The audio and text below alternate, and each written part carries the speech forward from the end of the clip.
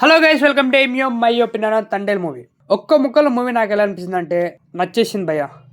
I like it. చాలా అంటే చాలా బాగా అనిపించింది నాకు. మూవీని ఫస్ట్ పార్ట్ సెకండ్ పార్ట్ చూసుకుంటే, ఫస్ట్ పార్ట్ చూసినప్పుడైతే ఈ మూవీకి తండేలు కాకుండా బుజ్జితల్లి అని పెట్టేది ఉండే.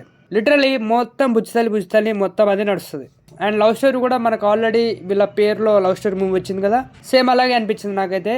బట్ ఆఫ్టర్ ఒక్కసారి పాకిస్తాన్ చిక్కిన తర్వాత అక్కడ నుంచి మూవీ ఎండ్ అయ్యే వరకు నాన్ స్టాప్ ఎంగేజ్ చేసింది నన్ను అయితే. ఈ మూవీ చూసి ఒక based on real stories. And రాజుగా నాగచైతన్య గారు, సత్యగా సాయి పల్లవి గారు అయితే హీరో కొట్టేశారని చెప్పాలి. మూవీ చూసిన చెప్పు ఫస్ట్ హాఫ్ కాకుండా సెకండ్ హాఫ్ లో వాళ్ళిద్దరు క్యారెక్టర్స్ కనిపించాయి, వాళ్ళిద్దరు అసలు కనిపించలేదు. అంతలా పర్ఫార్మెన్స్ ఉంటుంది మూవీలో. అండ్ నెక్స్ట్ మూవీలో డైలాగ్స్ ఉంటాయి. ప్రతి డైలాగ్కి ఒక డెప్త్ మీనింగ్, ప్రతి సీన్కి ఒక ఇన్ డెప్త్ డీటెయిలింగ్ ఉంటుంది. ఇలా వీళ్ళిద్దరు పర్ఫార్మెన్స్ మూవీకి చాలా అంటే చాలా ప్లస్ అని చెప్పాలి. And one more plus for the film అంటే డిఎస్పి గారు ప్రాణం పోసేసారు ఈ మూవీకి, అందులో ఎటువంటి డౌటే లేదు. ఇన్ఫ్యాక్ట్ మూవీలో సాంగ్స్ కానీ బీజిఎం కానీ ఇలా లేకపోతే మనకు ఆ ఫీల్ అనేది అస్సలు రాకపోతుండే. ఎలా చెప్పాలంటే డిఎస్పి గారిలో నాకు నచ్చేది ఏంటంటే ఒక లవ్ సాంగ్ ఉంటుంది, అండ్ ఆ లవ్ సాంగ్ కి సాడ్ సాంగ్ ఉంటుంది, డిఫరెంట్ వర్షన్ సాంగ్ ఉంటుంది. ఎలా క్రియేట్ చేస్తారో నాకు తెలియదు, అది ఒక డిఎస్పి గారికి సాధ్యం అనిపిస్తుంది నాకు. మీరు చూసుకుంటే చాలా అంటే చాలా మూవీస్ ఉంటాయి, ప్రతి మూవీలో ఆ సాంగ్ ఎంత బ్యూటిఫుల్ ఉంటుందో ఆ సాడ్ సాంగ్ అంతకంటే బ్యూటిఫుల్గా ఉంటుంది. అలాగే ఈ మూవీలో నీకోసం సాంగ్ సాడ్ వర్షన్ ఉంటుంది భయ్యా, pure goose bumps.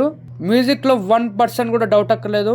One of the biggest pillar for the film అంటే డిఎస్పి గారు. అండ్ నెక్స్ట్ డైరెక్షన్ స్టోరీ విషయానికి వస్తే, ఆబ్వియస్లీ స్టోరీ అనేది రియల్ టైమ్ స్టోరీ కాబట్టి చాలా బాగా అనిపించింది. బట్ సినిమాలో కొన్ని లిబర్టీ తీసుకొని యూజ్ చేసినట్టు అనిపించింది.